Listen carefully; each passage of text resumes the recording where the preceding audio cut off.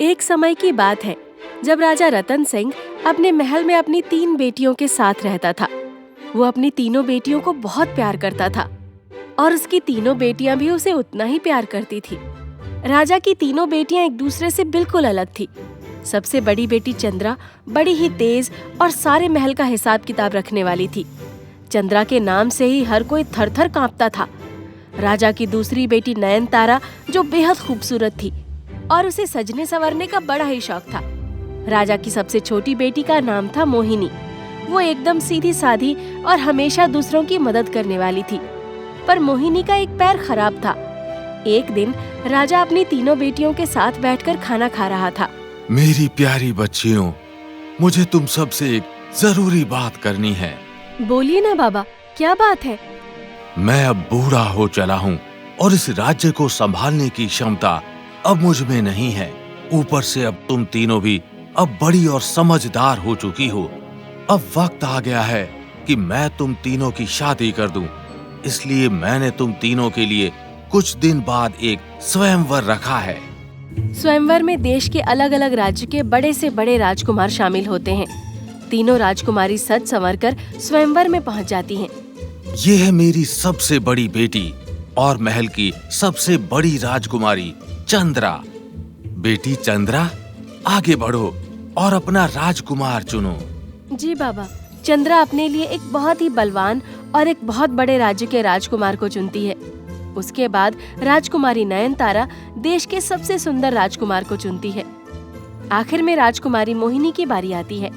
जब राजा अपनी सबसे छोटी राजकुमारी मोहिनी को उसका राजकुमार चुनने का मौका देता है तो वो सोच में पड़ जाती है। वो एक एक कर सब राजकुमारों के पास जाती है, पर उसके एक पैर को देखकर सब राजकुमार अपना सिर झुकाकर खड़े हो जाते हैं। राजकुमारी मोहिनी को समझ आ जाता है कि कोई भी उससे शादी नहीं करना चाहता।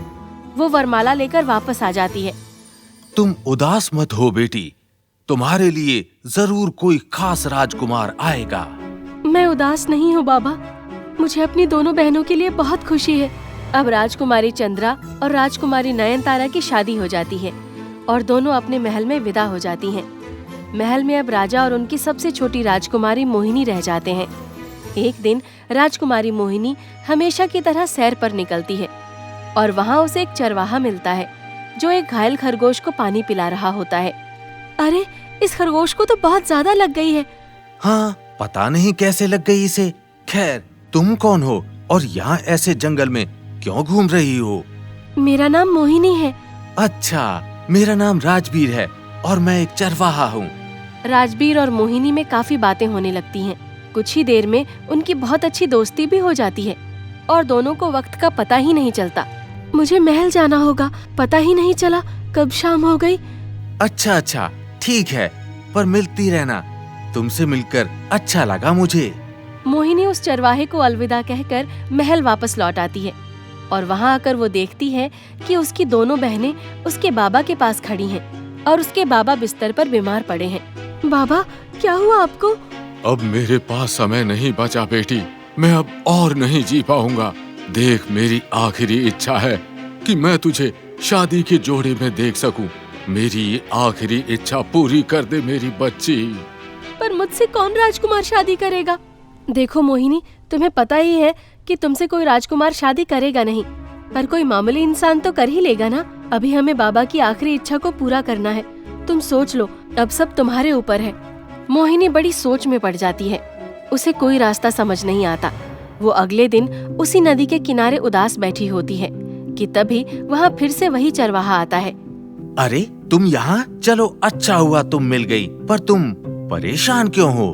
मेरे बाबा बहुत बीमार हैं, कुछ ही दिन के मेहमान हैं और उनकी इच्छा है कि वो मरने से पहले मेरी शादी देखना चाहते हैं। ओह, ये तो समस्या है। हाँ, और वो भी बहुत बड़ी समस्या। समझ नहीं आ रहा कि अब मैं उनकी आखिरी इच्छा कैसे पूरी करूं। आखिर कौन मुझसे शादी करेगा? तुमसे कौन शादी नहीं करेगा? कोई पागल ही होगा जो तुमको मना करेगा। तो क्या तुम करोगे मुझसे शादी? मैं? तुम एक राजकुमारी और मैं मामूली चरवाहा। तुम मुझसे कैसे शादी कर सकती हो? हाँ, और मेरा पैर भी तो ठीक नहीं, तो तुम भी मुझसे शादी क्यों करोगे? ऐसी बात नहीं है। सच कहूँ तो पहली नजर में ही तुम मुझे अच्छी लगी और तुमसे प्यार हो गया था, पर मैं एक मामूली इंसान। तुम मामूली नहीं हो, बस तुम्हारे पास महल नहीं है, पैसा नहीं है, पर तुम उसकी वजह से मामूली नहीं हो सकते। पर क्या तुम मेरे साथ मेरी छोटी सी झोपड़ी में रह पाओगी जैसे मैं रहता हूँ? हाँ, मैं रह लूंगी। मोहिनी किसी को बिना बताए उस चरवाहे से शादी करके उसे महल ले आती है। राजकुमारी के साथ मामूली चरवाहे को देखकर सब बड़े हैरान हो जाते हैं। चरवाहे और मोहिनी को दोनों बहनें भी देखती रह जाती हैं। ये सब क्या है बेटी? मैंने आपकी आखिरी इच्छा पूरी कर दी बाबा। पर ये तो कोई राजकुमार नहीं। बाबा, आप ये मत सोचो कि ये कौन है, बस ये सोचो कि मैं इसके साथ बहुत खुश रहूंगी। मैं आपकी बेटी को कोई दुख नहीं होने दूंगा महाराज।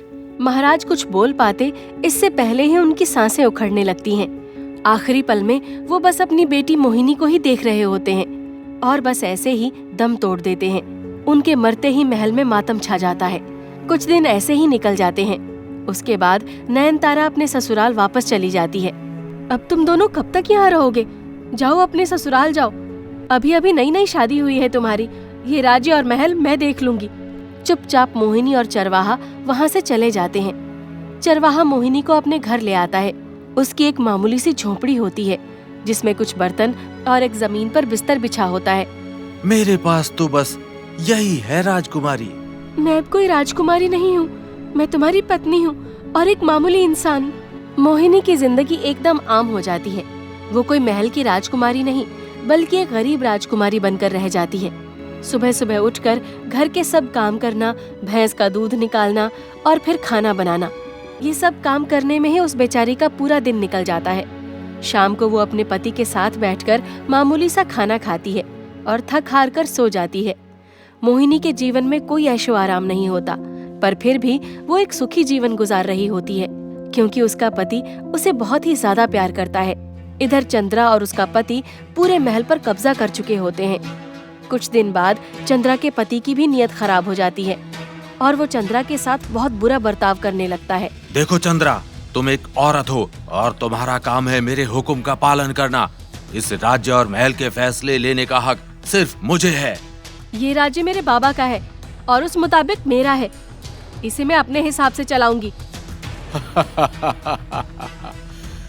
इस राज्य को बस एक मर्द ही चला सकता है, कोई औरत नहीं, और वो बस मैं हूँ, मैं। चंद्रा का पति हर चीज पर अपना कब्जा कर लेता है और पूरा राज्य संभाल लेता है। चंद्रा अब उसकी एक दासी बनकर रह जाती है। एक दिन चंद्रा रोती हुई नयनतारा के पास जाती है, पर नयनतारा और उसका पति अपने जीवन में इतने खुश होते हैं कि उन्हें किसी बात से फर्क ही नहीं पड़ता और वो राज्य को संभालने से मना कर देते हैं।